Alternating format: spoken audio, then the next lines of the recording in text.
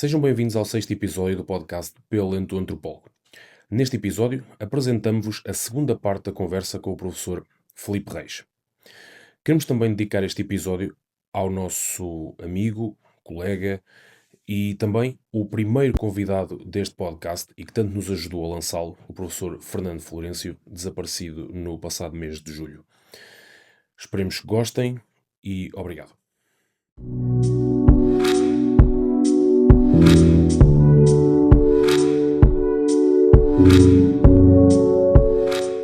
Claro.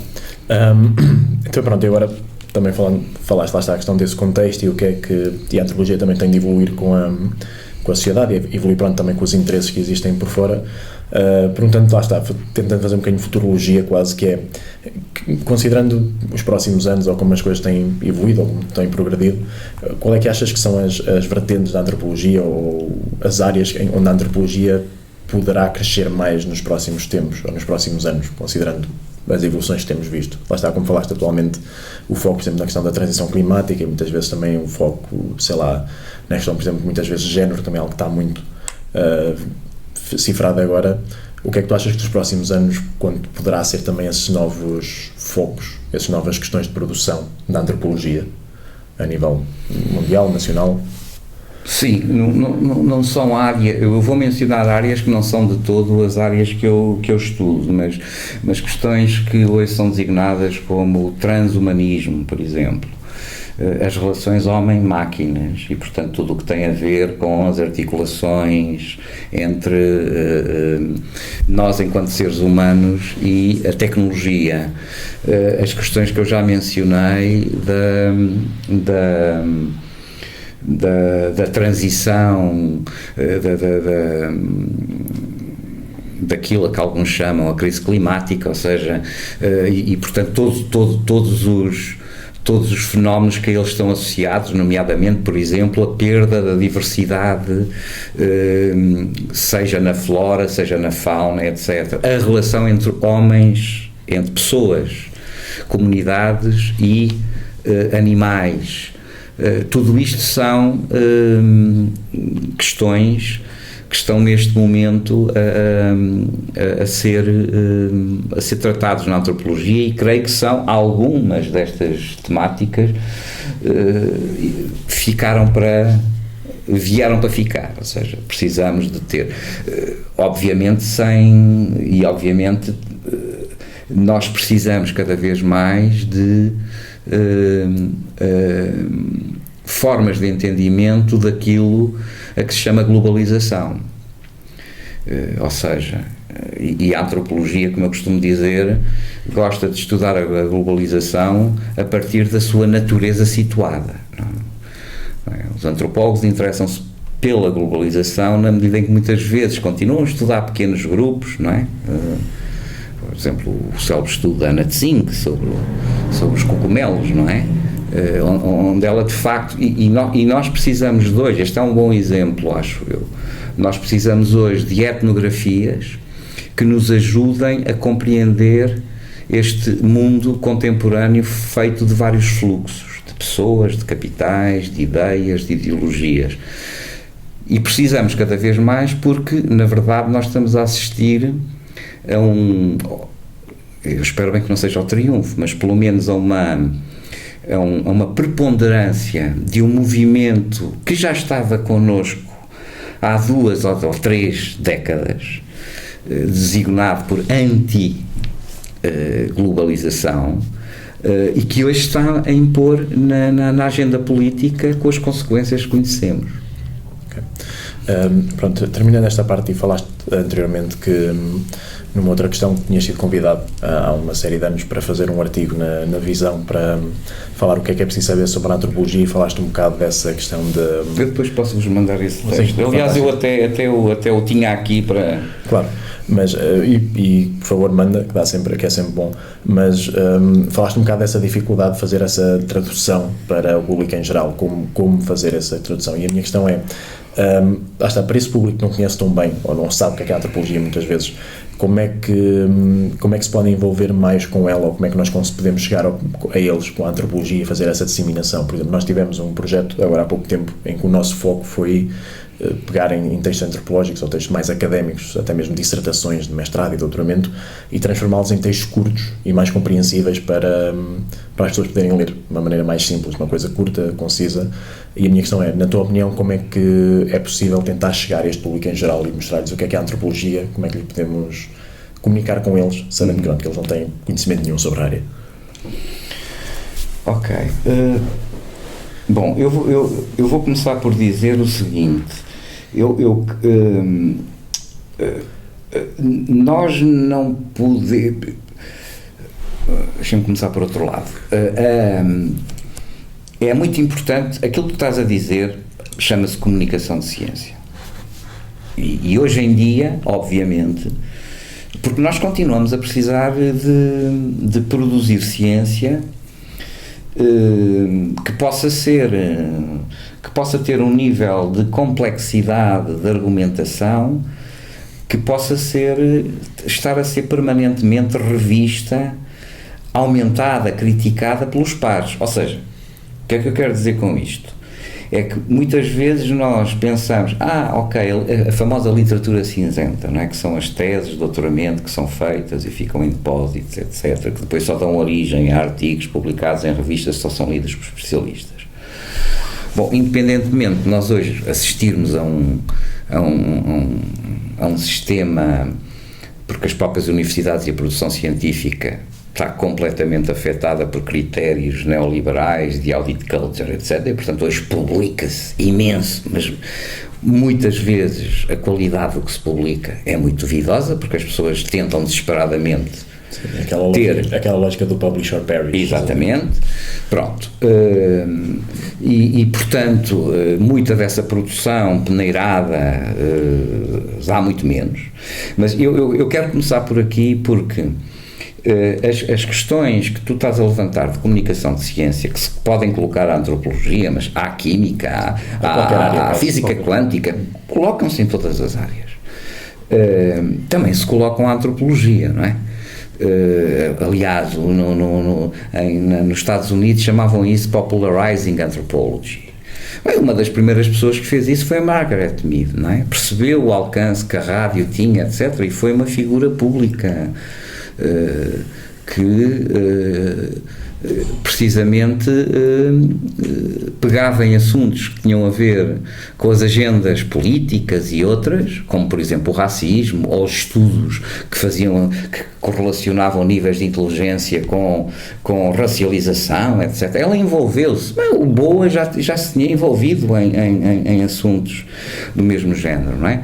Se chegarmos ao mundo mais contemporâneo, temos um antropólogo, infelizmente, que morreu há pouco tempo, o Thomas Heyland Eriksson, que era uma figura pública e popular na Noruega e que, portanto, estava constantemente a ser solicitado para escrever, etc. Eu creio que nós precisamos de comunicar melhor o que faz e o que fazem os antropólogos e as antropólogas, sem dúvida.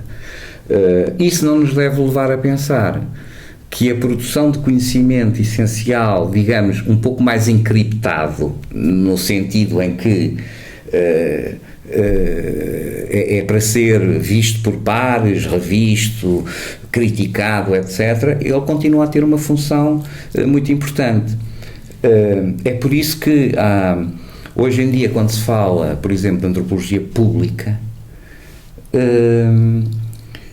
muitas vezes corremos o risco de confundir antropologia pública com comunicação de ciência. Não é, do meu ponto de vista, não são sinónimos. Eu entendo a antropologia pública como a forma como a disciplina se toma para si questões de agenda pública que hoje são absolutamente cruciais, não é?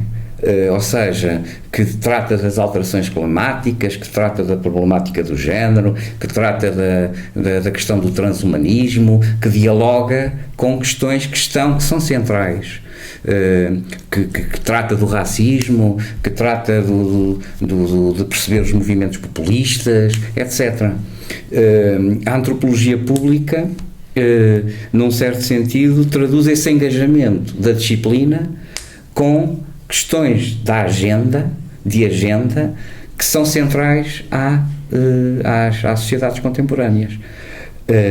Obviamente, há uma segunda parte que tem a ver com o que tu estavas a mencionar, que é a comunicação dessas coisas, a tradução de algumas dessas ideias para um público mais vasto. E, felizmente, nós começamos a assistir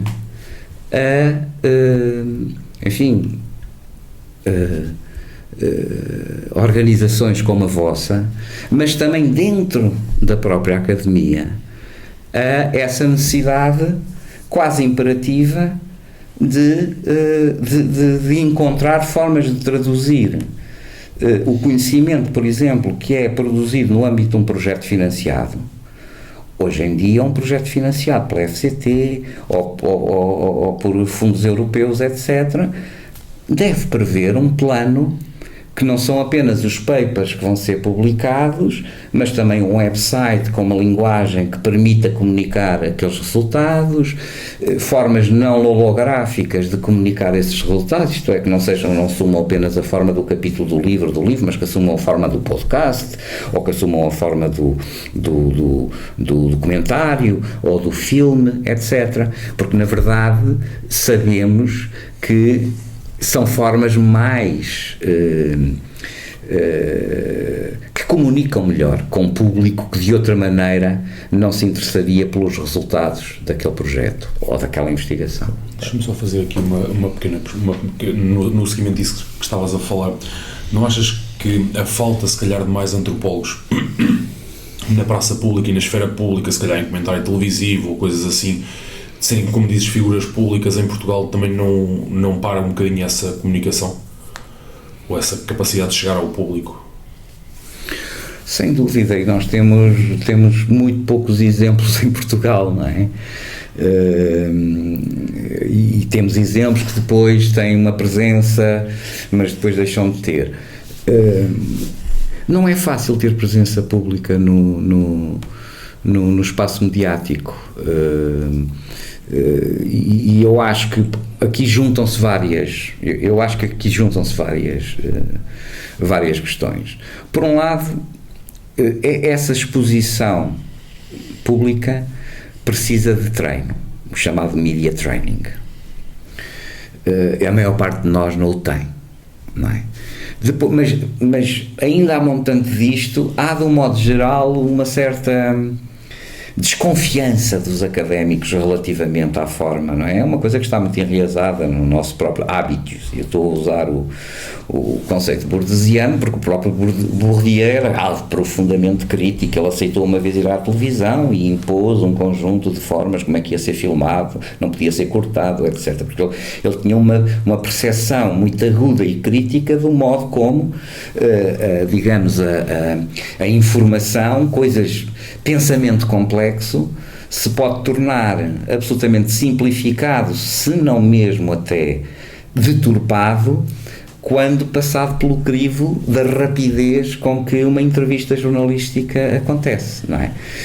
E, portanto, eu devo confessar que muitas vezes às vezes sou abordado para ir falar disto ou daquilo a um programa e devo dizer só se não puder escapar é que não digo que não. Para já, porque há uma ideia também que os antropólogos e as antropólogas é ao carnaval, queremos cá o antropólogo para falar do carnaval. É o casamento, queremos cá o antropólogo para falar do casamento. E, portanto, há um conjunto de ideias feitas que muitas vezes os próprios jornalistas têm do que é que se chama o que é que necessita um antropólogo.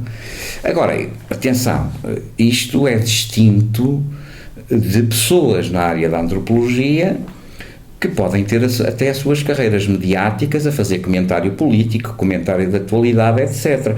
Que às vezes nem o fazem na condição, não o fazendo na condição estrita de que estão a fazer leituras a partir da antropologia, estão a fazer leituras a partir da sua própria cosmovisão do mundo. Claro, pode ser mais ou menos informada pela antropologia, mas não sei se estou a ser claro na distinção que estou a fazer entre as duas coisas. Então, e avançando um bocado para a questão da tua vida e da tua vivência, que é, houve algum livro, algum filme, alguma experiência que mudou a forma como vês o mundo, ou mudou a forma como vês alguma questão no mundo até hoje? Alguma coisa que te marcou nesse aspecto? Seja uma experiência, filme, livro, seja o que for. Ui. Quer dizer, A Ilha do Tesouro, do Robert Stevenson, que eu li quando tinha, talvez, e tenho até hoje essa memória de uma edição cartonada que tinha umas aguarelas no meio, transformou-me como leitor. E eu já era um pequeno leitor, que eu comecei a ler relativamente cedo, mas eu lembro-me que esse livro, até hoje, deve ter sido o livro que me criou aquele efeito em que eu já era miúdo, e eu já não conseguia ler mais porque já estava a adormecer, e eu não queria adormecer porque eu queria ver como é que continuava a história. Eu queria saber se o Jim ia ser apanhado pelo pirata da pala e tal, que apareceu à procura do baú. Ou seja, eu até, nessa altura, eu já tinha lido outras coisas, literatura infantil-juvenil, que as crianças dessa época liam. Eu estou-te a dar uma experiência de leitura, não é? Porque, claro. E estou a referi-la porque foi a primeira vez que eu percebi que um livro te pode transportar para uma dimensão completamente diferente, e que tu de repente sais da tua realidade e que de repente entras no mundo. Pronto, e isso foi para mim, foi transformador. Essa experiência de leitura foi transformadora e também me criou um certo padrão para as coisas que eu depois quis continuar a ler mais tarde. Eu não tenho assim, quer dizer, isto parece uma boa tarde, mas comigo também aconteceu, e aliás eu li esse livro numa viagem, e já não estava, foi precisamente do primeiro para o segundo ano, ou seja, quando eu concluí o primeiro ano, como eu digo, era como a Sociologia e a Antropologia. Eu depois tive a oportunidade de ir fazer uma viagem até França, que nessa altura com os amigos tentava-se ir fazer vindimas, esse tipo de viagem, não era um interrail, era mesmo uma viagem para tentar depois trabalhar, encontrar, passar uns tempos, ganhar um dinheiro e voltar. E eu tinha comprado os Tristes Trópicos, e esse livro, que me lembro de ter lido em comboios nessa viagem, uma grande parte dele, foi também para mim uma leitura muito transformadora. Aliás, foi talvez um dos livros que me disse, ok, eu quero mesmo continuar para antropologia, quero fazer antropologia. Pronto, e agora falando em antropologia, e é o que disse, toda essa experiência que eu vou provar para a antropologia, que é, e sei que já lá vão uns anos, estamos a falar dos anos 80, mas como é que a tua visão do mundo, ou como é que a tua visão a nível pessoal tem mudado ou mudou ao longo dos tempos com o estudo da antropologia? Ou seja, desde que começaste de novo, todos nós começamos um bocado ali nos 18, 19 anos, mas como é que mudou ou como é que evoluiu cada vez, enquanto trabalhas com a antropologia, enquanto estudas a antropologia, como é que essa mudança, ou se houve alguma mudança que te lembres que tenha acontecido? No fundo, estás-me a perguntar se tenho dificuldade em responder essa questão. Talvez e a dificuldade é muito por ao contrário, quer dizer, ou seja, repara, o meu percurso é super feito dentro, embora eu gosto muito de trabalhar com outras áreas, eu gosto de trabalhar com colegas de outras áreas, Como mencionei há bocado, por exemplo, agora estou a trabalhar com uma equipa que são sobretudo pessoas da sociologia, mas têm um entendimento da sociologia que inclui etnografia, trabalho de campo, e portanto, mas eu gosto muito de trabalhar também fora da área, ou com pessoas que são fora da área e com as quais aprendo muito. Mas a minha dificuldade é que, na verdade, eu acho que a partir dos 18, 19 anos eu fui crescendo a começar de forma incipiente a ser atirado para o trabalho de campo, não é? E a tentar perceber como é que aquela coisa se fazia, como é que se faz uma genealogia, como é que se faz a observação participante, o que é que se registra, o que é que não se registra, etc. E portanto eu cresci e na verdade depois a antropologia tornou-se muito parte da minha própria identidade, não é? Claro. Profissional e até pessoal, não é? E portanto eu tenho dificuldade claro que ela teve não pode não ter tido um papel transformador, porque na verdade se eu não gostasse do que faço, das duas uma, eu já tinha mudado de área ou de profissão, claro. mas eu gosto do que faço. Claro.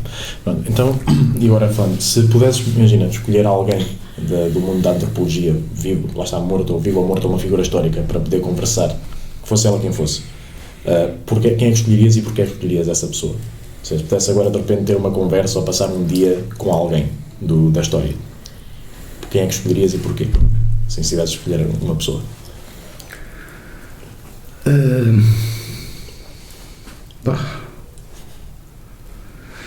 Olha, eu se calhar vou por uma escolha pouco óbvia, mas porque eu já a mencionei há pouco, é uma antropóloga americana relativamente pouco conhecida, que é uma espécie de franco-atiradora, não é? É uma senhora que já morreu, penso, mas que escreveu ali nos anos 50 2 livros. Um é o The Dream Factory, que é uma análise de Hollywood, em que ela trata Hollywood como se aquilo fossem as Ilhas Trobriand do Malinowski. E todo o livro ressoa muito as teorias do Adorno, que ela nunca cita, mas de facto há ali uma ideia sobre as indústrias culturais que são muito consonantes com as perspectivas da chamada Escola de Frankfurt na sua crítica à cultura de massas, etc., embora ela nunca os refira. E que depois, mais tarde, escreveu um livro sobre a África do Sul, esse agora, o título escapa-me, onde ela faz uma antecipação de um conceito que havia depois, mais tarde, de ser trabalhado pelo Benedict Anderson, que é de comunidade imaginada, mas que já estava um pouco implícito nesse trabalho. Bom, eu estou a mencioná-la, não é que eu conheça a fundo, já li estes 2 livros, mas é uma personagem que me intriga, porque é precisamente uma espécie de outsider, não é? Na época em que ela está a fazer, eu imagino, e eu gostava, se me fosse dada a possibilidade de falar com alguém, eu gostava de ter uma conversa com a Hortense Poldmarker para perceber como é que ela decide ir estudar Hollywood no final dos anos 40 e depois publica aquele livro nos anos 50. É para mim um mistério. Ok. E, por exemplo, qual é, por exemplo, atualmente, sabendo o que sabes, pronto, e tendo, já tendo alguma vivência, qual é que seria, por exemplo, o conselho que darias ao teu mais jovem de há 20 ou 30 anos atrás, se tivesse de dar um conselho sobre, seja a vida profissional, seja a vida pessoal, não interessa, se tivesse de dar um conselho especificamente ao teu eu de há 30 anos atrás? Não sei, se calhar dava-lhe conselhos tipo ser mais disciplinado, não te disperses por tantas coisas, que eu sempre me dispersei por muitas coisas ao mesmo tempo, foca-te em menos coisas. Acho que seria um pouco por aí. Sim, interessante. Okay. Nós estamos a chegar quase ao final. Nós vamos fazendo assim uma secção de perguntas mais fora da caixa, porque gostamos de fazer sempre isso, e assim um bocado para rir, que é, pronto, já tens alguma experiência de campo e trabalhaste com algumas comunidades e tudo, e a minha pergunta é, o que é que tu achas que seria mais difícil atualmente? Seria, por exemplo, compreender uma linguagem, ou uma linguagem nova de um grupo que não conheces, ou compreender um grupo de texto, por exemplo, de adolescentes no TikTok? O que é que tu achas que ia ser mais difícil? Eu diria que são os dois difíceis, mas essa é mesmo eu acho que um dos grandes segredos para fazer a observação participante e que depois dá origem àquilo que chamamos de etnografia, é precisamente essa forma de transformar o familiar em exótico e transformar o exótico em familiar. É essa uma ideia muito comum, não é? Mas os dois exemplos que tu estás a dar para escolher é os jovens no TikTok, que eu não tenho, não uso a aplicação, e o outro seria... Seria, lá está, uma linguagem de uma comunidade nova que surgisse e tivesse uma linguagem... Eu acredito que provavelmente era capaz de ter mais dificuldade em perceber a linguagem dos jovens no TikTok. Eu percebo, aquilo de vez em quando é muito confuso. Pronto, e outra questão, que isto é que nós estamos sempre a fazer, esta que é, e nós agora falámos que a antropologia não é muito conhecida e não temos muita expansão. Como é que nós conseguimos explicar a alguém que não percebe a antropologia, quando estamos a fazer observação participante ou não participante, ou estamos a observar os hábitos, não é só uma desculpa para andarmos a bibliotar em ninguém, estamos mesmo a trabalhar, não estamos a bibliotar com ninguém. Como é que convencemos assim? Porque muitas vezes as pessoas não percebem e estamos a dizer, nós estamos aqui a ver e estamos a fazer esta observação e tudo, e a pergunta é, mas quem não atrás das pessoas? Eu acho que é muito por aí. Como é que conseguimos convencer alguém que não é bem isso que estamos a fazer? Bem, há bocado falávamos de anedotas de trabalho de campo e esse anedotário, não é?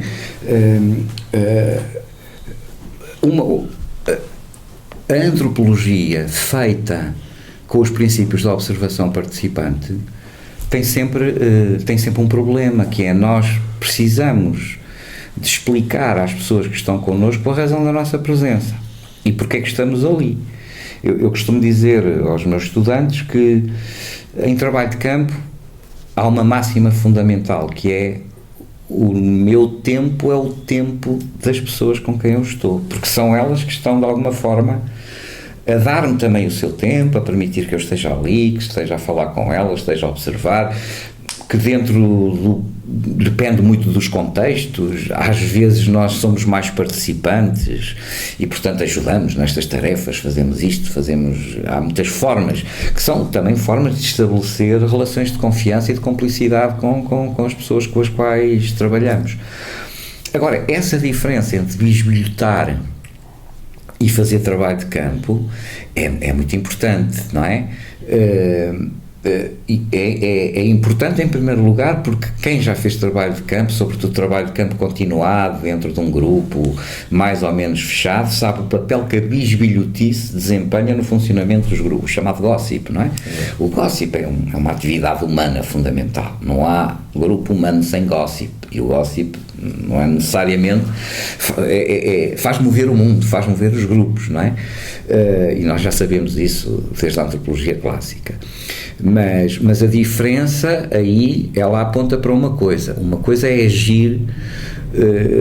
Eu até punha até uma palavra que tu não usaste, mas aí sim isso leva-nos a cruzar uma fronteira, que é atuar como um espião. E eu não estou a dizer isto a mim me leve, porque nós também tivemos e temos exemplos de quando foi após a Primeira Guerra do Golfo, por exemplo, várias agências governamentais contrataram pessoas formadas em antropologia com conhecimento daquela região do mundo e das línguas, não para atuarem como antropólogos ou antropólogas, mas literalmente para atuarem como agentes de informação, não é? E portanto, ou seja, é bom ter claro que também pode haver esse tipo de instrumentalização,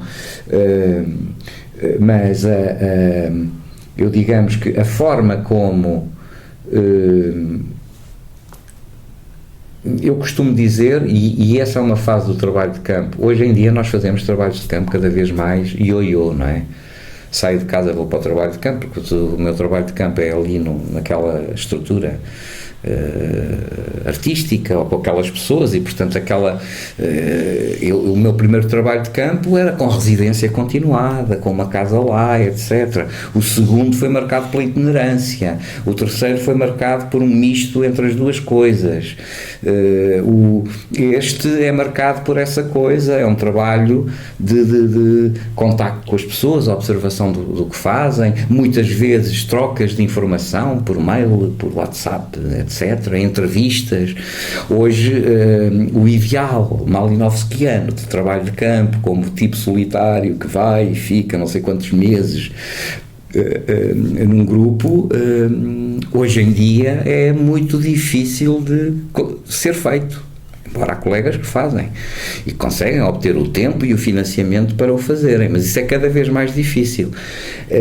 Quando se trabalha dessa maneira, ou mesmo quando há um trabalho de campo mais ir e voltar,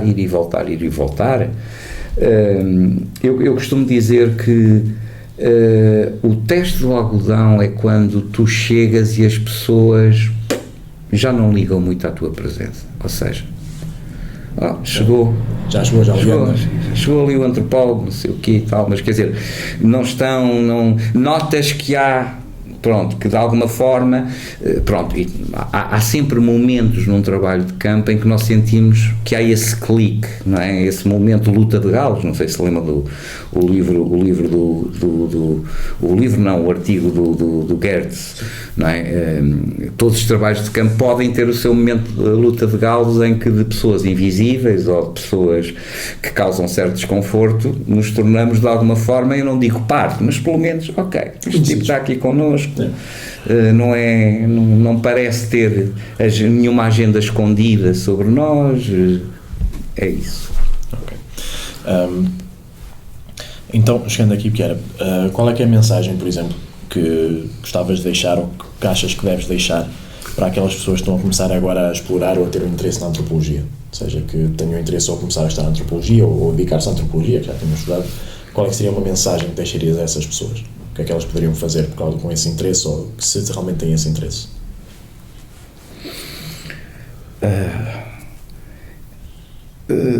Eu diria que hoje em dia, e eu já passei por muitas levas de estudantes de antropologia, e já houve momentos em que, por exemplo, se notava que uma grande parte dos estudantes de antropologia, isso também ainda continua a acontecer, são estudantes que eventualmente não queriam antropologia não colocaram antropologia como primeira escolha, se calhar era outra, queriam outro curso, por qualquer razão não entraram nesse curso, entram em antropologia.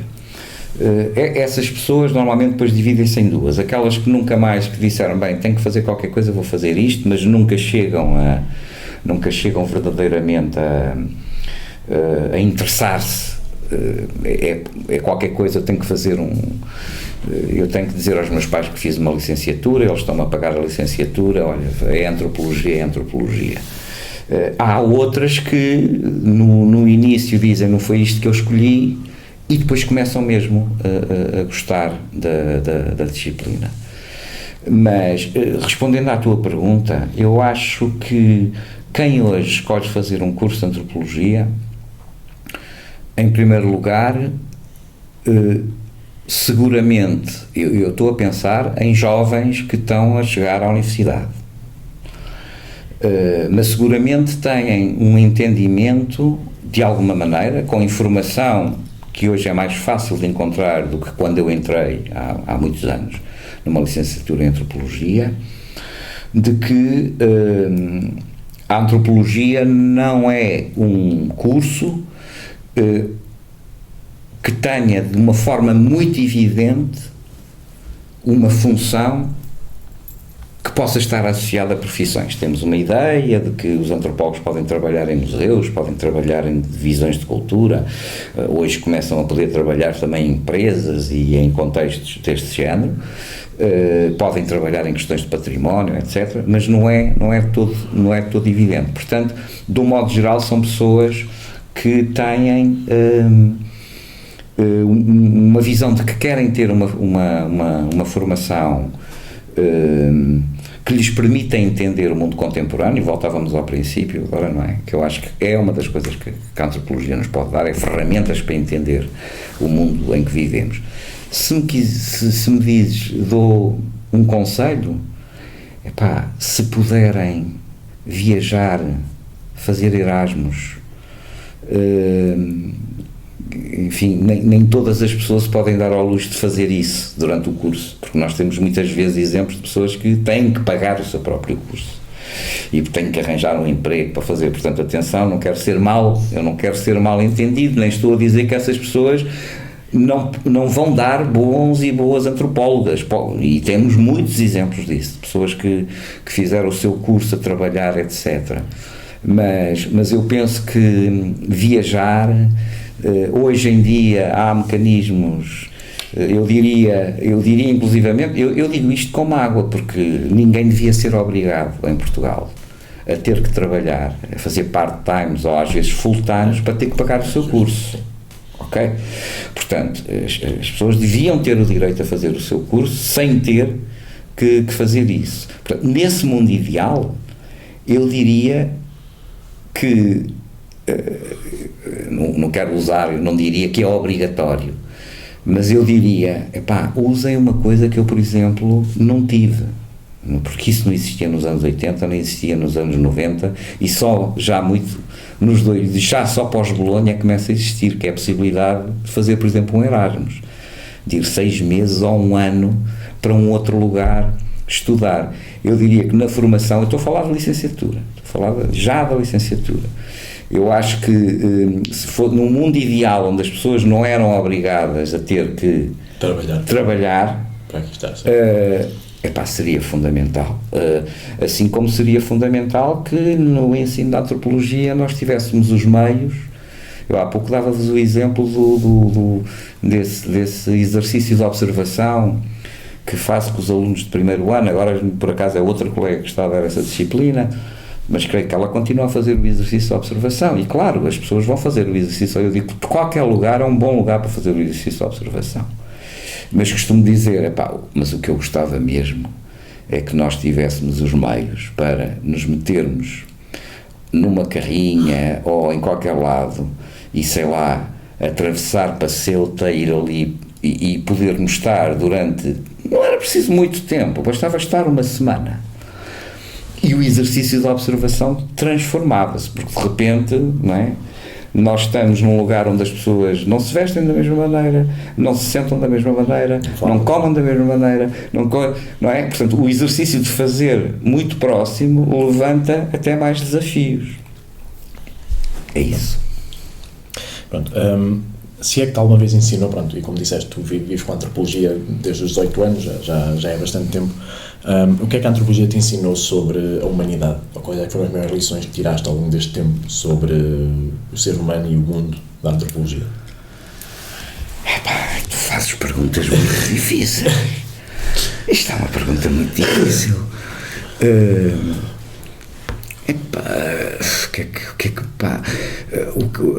Eu acho que aquilo que a antropologia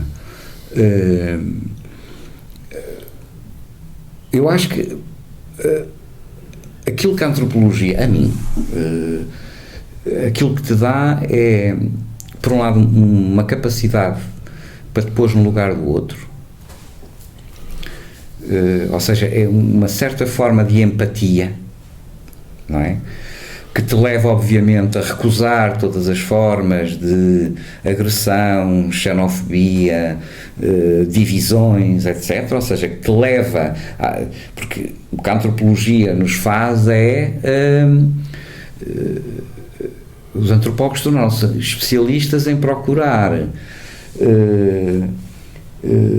explicar, traduzir formas de comportamento que nos parecem completamente irracionais. E alienígenas, exato. Não é?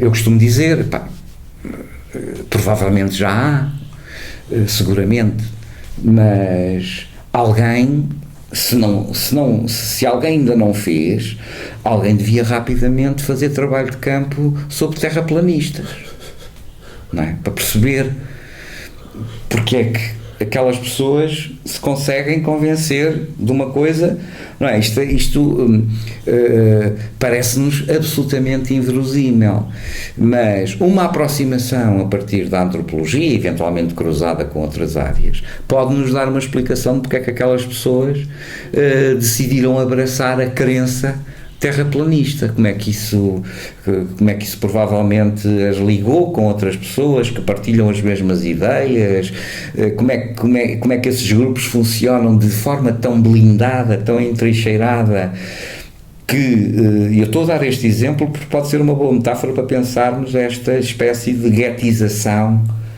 de entrincheiramento, não sei se estou a dizer bem a palavra, a que estamos a assistir, não é? Em que as pessoas vivem completamente fechadas em bolhas e, portanto, tudo o que é visto como vocês são estúpidos, lá estão eles a atacar-nos, não é?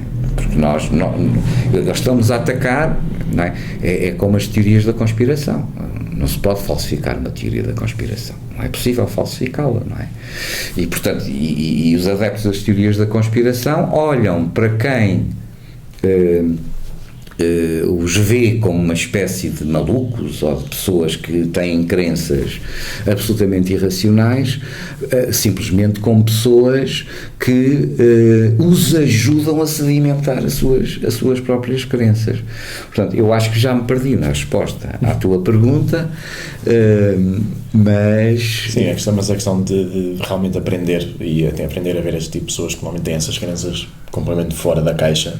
Como é que é possível e portanto as ideias de empatia, uma ideia muito importante que acho que uma formação em antropologia também dá e que nós aprendemos quando lemos desde o moço, e isso já está bem no início, que é esta perspectiva holista, ou seja, nós aprendemos na antropologia que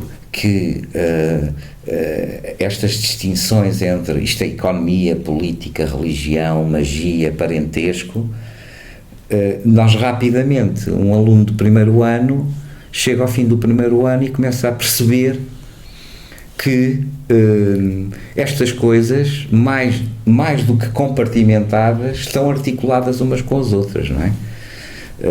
E essa perspectiva geral, mais integrada, de olhar para o mundo e para as questões, acho que é outra coisa que a antropologia me deu.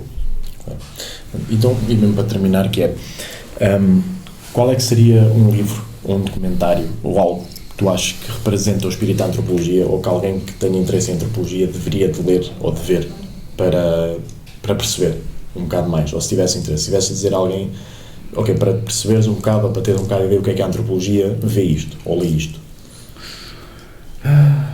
Estou a tentar aqui ver um livro que seja suficientemente geral. Eu vou repetir um livro que já mencionei, creio que até já está traduzido para português, não em Portugal, mas o livro da Anna Tsing que se chama Os Cogumelos do Fim do Mundo, ou Cogumelo do Fim do Mundo, acho que é assim esse o título. Acho que é uma etnografia absolutamente central para quem quiser perceber o que é a antropologia hoje e como é que a antropologia hoje pode partir de um fenómeno extraordinariamente circunscrito e localizado, que é a existência daquele fungo, e ela tem uma habilidade enorme para, precisamente numa perspectiva muito holística, nos perceber que o próprio fungo é também ele próprio uma metáfora da natureza e das transformações e dos fluxos que leva depois aquele cogumelo a assumir o papel. Enfim, leia o livro. É ler o livro e perceber. É ler o livro. Pronto, Filipe, era tudo aquilo que tínhamos para falar contigo e agradeço mais uma vez o tempo e a disponibilidade. Ok, E eu obrigado é que agradeço. pelo- Não sei se Pela disse. recepção E pela recepção, claro, e pelo espaço. Não creio que tenha dito nada de muito interessante, mas está bem. Agradecemos mais uma vez a vossa presença neste episódio do Pelo Lento Antropólogo, nesta segunda parte da entrevista com o professor Filipe Reis. Esperamos por vocês no nosso próximo episódio, onde falamos com Pedro Alves, antropólogo e atual aluno de doutoramento de Antropologia em Lisboa. Obrigado.